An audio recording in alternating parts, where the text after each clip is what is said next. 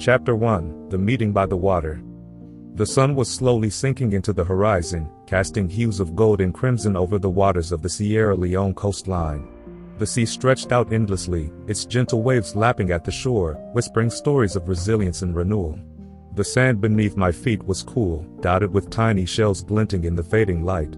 The beach was framed by towering palm trees swaying in rhythm with the breeze, their shadows dancing like memories on the ground. The air was thick with the scent of salt and earth, mingled with the faint aroma of cooking fires from nearby villages. It was a place where time seemed to pause, a place of raw beauty, quiet enough to hear the murmurs of the ocean and your own thoughts. The occasional cry of a bird pierced the serenity, reminding me that life moved on, even here. The sky, painted in streaks of amber and deep purple, mirrored the complexity of the moment.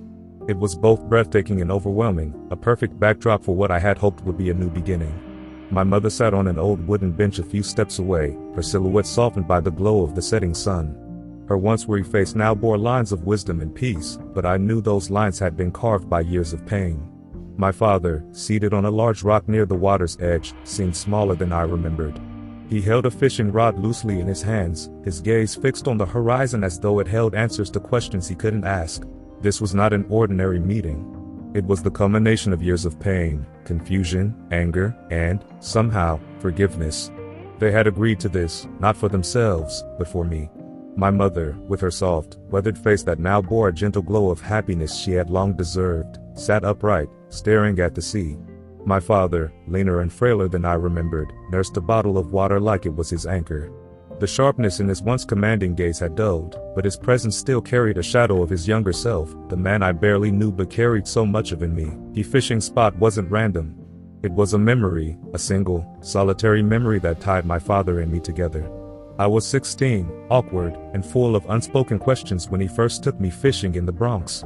He had been living in New York for years by then, a life marked by late-night bar crawls and empty bottles. That day, we didn't catch much, but I caught a glimpse of who he might have been, who he could have been, if life had dealt him a better hand. That memory stayed with me, and now, here in Sierra Leone, I hoped it would remind him too.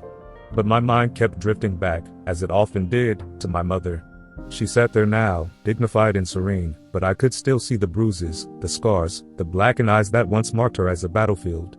She had suffered more than anyone ever should, and as a child, I had watched it all unfold like a nightmare I couldn't escape. I remember her second marriage, to a man I came to despise. At first, it seemed like a fresh start, but it quickly unraveled into a war zone. He didn't just hurt her, he destroyed pieces of her spirit. I can still see her lying on the floor, her face swollen and bloodied, as he kicked her again and again. I can still hear the hollow thuds of his fists against her body and the muffled sobs she tried to hide. I was too young to stop him, too small to shield her, and too scared to fight back. So, I stayed silent, watching, powerless, hating myself for my weakness. Some nights, she would retreat into darkness, locking herself in her room, leaving me to fend for us both. I learned how to fix meals, simple things, because hunger didn't wait for pain to subside.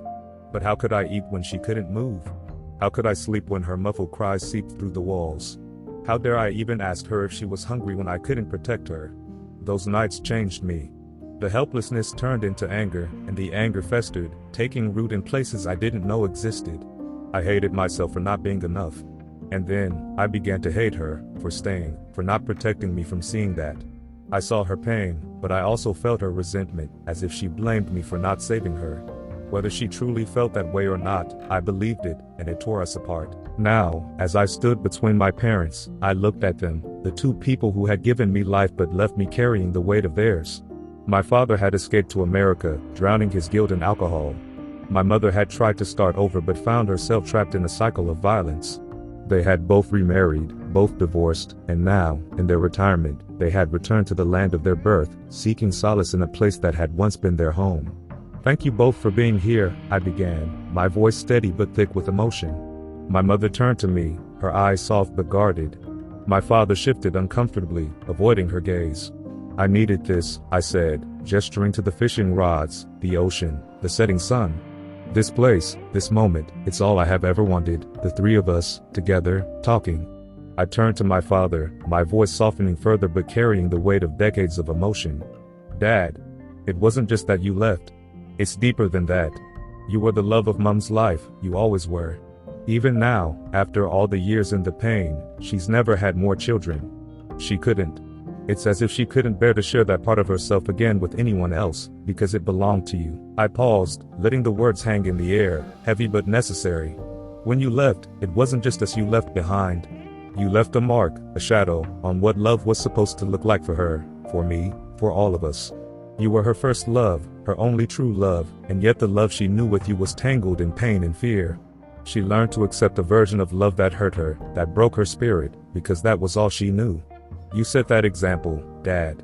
Whether you meant to or not, you did. I glanced at the fishing rod in his hands, my voice trembling.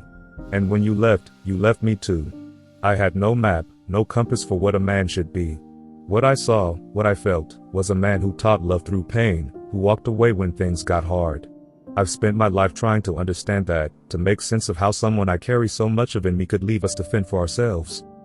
I steadied myself, tears threatening to fall. I know you had your own battles.